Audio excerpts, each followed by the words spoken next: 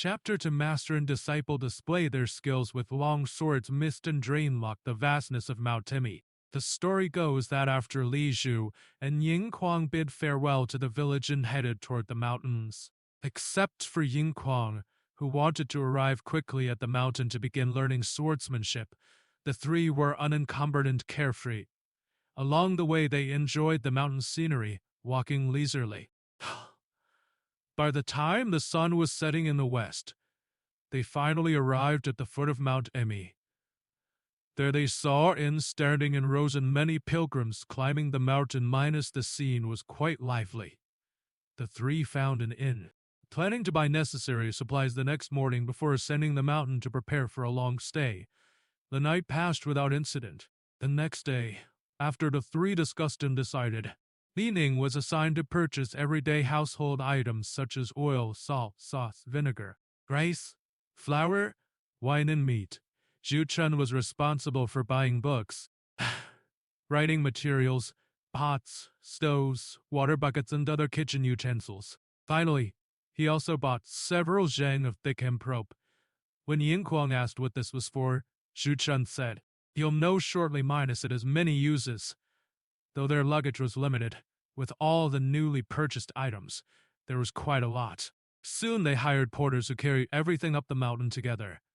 The pilgrims in the incense procession found them rather strange, but the three paid no attention and headed straight up the mountain. At first, though they passed through some narrow paths, the walking wasn't too difficult. But gradually the mountain paths became more treacherous and the scenery more marvelous. White clouds flew back and forth just above their heads, and sometimes one couldn't see people across the way. Ying Kuang kept exclaiming how interesting it was. Zhu Chun said when we started climbing we saw no sign of rain, but now with so many clouds, it must be raining down below. We're walking through cloud and mist. Minus we must be careful, or else one false step and we'll be smashed to pieces. After walking another half li, they reached the cliff of self-sacrifice. Looking back down the mountain, they saw only boundless obscurity. Minus no houses could be seen at all. Even the temples on the mountainside were hidden in the smoke and mist. Irate sun overhead shone on the clouds and mist, reflecting extraordinary colors and brilliant light. Minus truly a beautiful sight. Just as Ying Kuang was watching entranced, the porter said, "Honored guests, we've now reached the cliff of self-sacrifice. Beyond here is the Devil's Dread. Minus there's no passable road. We cannot proceed further. With today's clouds, there's certainly heavy rain halfway up the mountain. We can't descend today, and tomorrow will cost us another day's business. Please be accommodating, honored guests." Zhu Chun said, "We originally only hired you to come this far. Wait here a moment while I climb to the mountaintop and use rope to haul up the luggage. Then I'll give you extra wine money. How's that?" Having said this, he leapt up onto a towering ancient cypress beside him, then climbed from the treetop onto the mountain peak. He took out the hemp rope they brought and hauled up the luggage and goods one by one. Then he lowered the rope again and hauled Ying Kuang up. When she was being pulled up halfway, Ying Kuang looked down with her eyes and saw that this place was truly precipitous. Minus a solitary peak, carved straight down, overlooking a deep pool 10,000 zhang below. Though she was bold by nature, even she felt dizzy and her heart shook. After Ying Kuang went up, Li Ning gave the porters a tell of silver as wine money and climbed up in the same manner. Only then did the three discuss moving the luggage. Zhu Chun said, "I've been to this place many times and am very familiar with it. Let me first lead you father and daughter to the cave. Then I'll retrieve the items." Since Li Ning was unfamiliar with the route, he wasn't polite about it. Each person first took some convenient items, crossed several more precipices, and after about 3 li they arrived at the mountain cave entrance. On the cave wall were for large characters, "Rinsing stones and dwelling in clouds." The three entered the cave to look around. They saw that within the cave were altogether 4 stone chambers. Minus 3 to serve as bedrooms, and 1 with good lighting to serve as a place for everyone to read and cultivate tranquility. Then Zhu Chun fetched all the necessary items. Minus altogether making 3 trips before everything was brought in. After titting everything up, the sun was already setting behind the mountain. Everyone hastily ate some dry provisions. sealed the cave entrance with stones, and went straight to sleep. The next morning after rising, Li Ning established a curriculum for Ying Kuang and began teaching her ki cultivation and spirit concentration, as well as various internal skills. Ying Kuang was naturally exceptionally intelligent minus in no time at all. She had mastered all kinds of flexibility exercises, but because she was born with an impatient nature, every day she bothered Lian Zhu to teach her swordsmanship. Zhu Chen, seeing her rapid progress, also thought she could be instructed, but Li Ning alone stubbornly refused, saying only that the time had not yet come. One day Zhu Chen pleaded on Ying Kuang's behalf. Li Ning said, "Worthy brother only knows one thing but not the other. Do you think I don't know that she can now begin learning? You must understand minus the higher someone's natural talent, the deeper their foundation must be laid. Kuang'er's natural gifts are such that I'm absolutely inadequate to be her teacher. So now I'm wholeheartedly focusing on solidifying her foundation. Once her opportunity arrives and she meets a brilliant teacher, she can become a great talent. If we proceed carelessly now, even if I transmit all my life's learning to her, she still couldn't stand alone for a time. Moreover, her temperament is fierce and she's unwilling to easily submit to others. There are many heroes in the world stronger than us minus. If she encounters an opponent, won't she suffer a loss? My intention is that if she doesn't learn, then so be it. But once she learns, it must be profound. Though she may not achieve the supernatural transformation of ancients or immortals, she should at least reach the level of being invincible in the mortal world. Initially, I didn't teach her also because of her clever but impatient nature and my own limited abilities." Hearing these words, Zhu Chen felt it inappropriate to urge further. But Ying Kuang's impatience was like fire minus. How could she endure? The only flaw in this otherwise beautiful mountain cave was that the water source was quite far away. Fortunately, about a league from the cave, on the mountainside cliff, there was a waterfall with a small stream below minus the water was so clear you could see the bottom, and the spring water was sweet and clean. Every other day, Lian Zhu would take turns fetching water, because Lian Zhu feared becoming lazy and stiff. Every morning they would practice various sword techniques and boxing arts in the open space before the cave. Since the two wouldn't teach her, Ying Kuang attentively watched from the side, and when the two weren't around, she secretly practiced. Mount Emi had many monkeys. One day Ying Kuang saw monkeys running on the mountain cliffs agile as if flying. This inevitably sparked in her the idea of practicing lightness skills. Every morning she would tie ropes between trees at both ends and practice walking on them. She also pressed Zhu and Li to teach her various lightness techniques.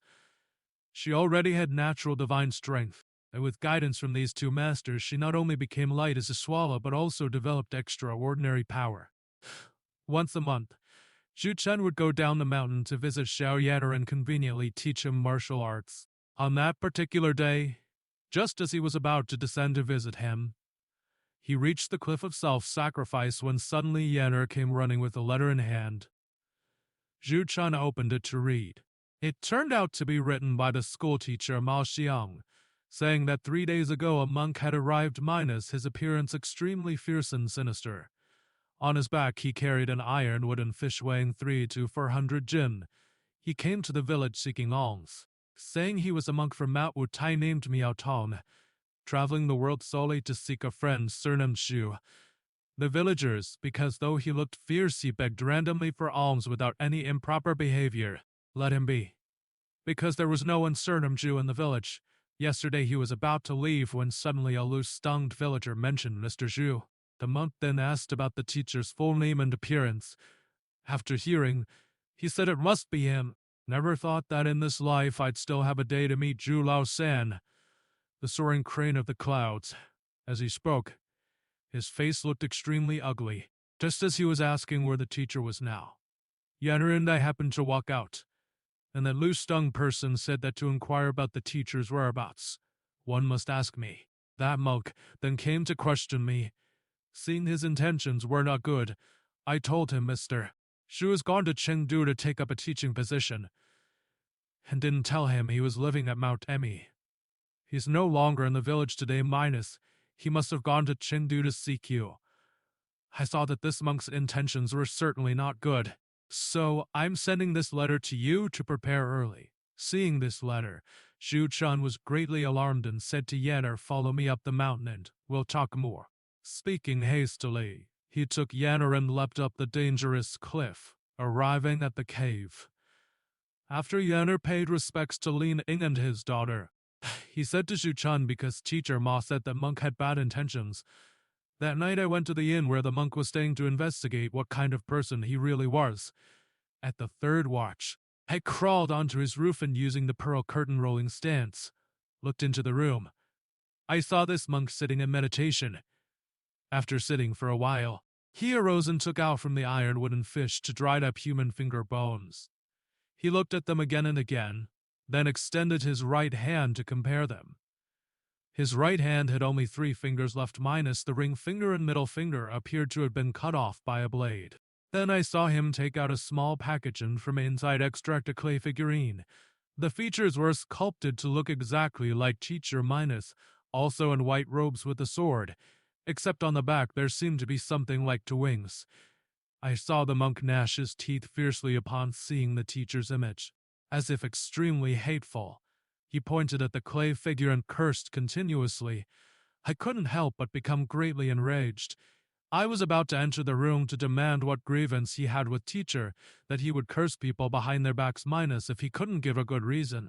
I beat him half to death. But just as I was about to descend into the room, it seemed someone pinched my back and I couldn't make a sound. Suddenly, I felt my body rise into the air, and in a moment, I was on level ground. Looking around, I was already near the temple of the 3 officials minus. It gave me quite a fright.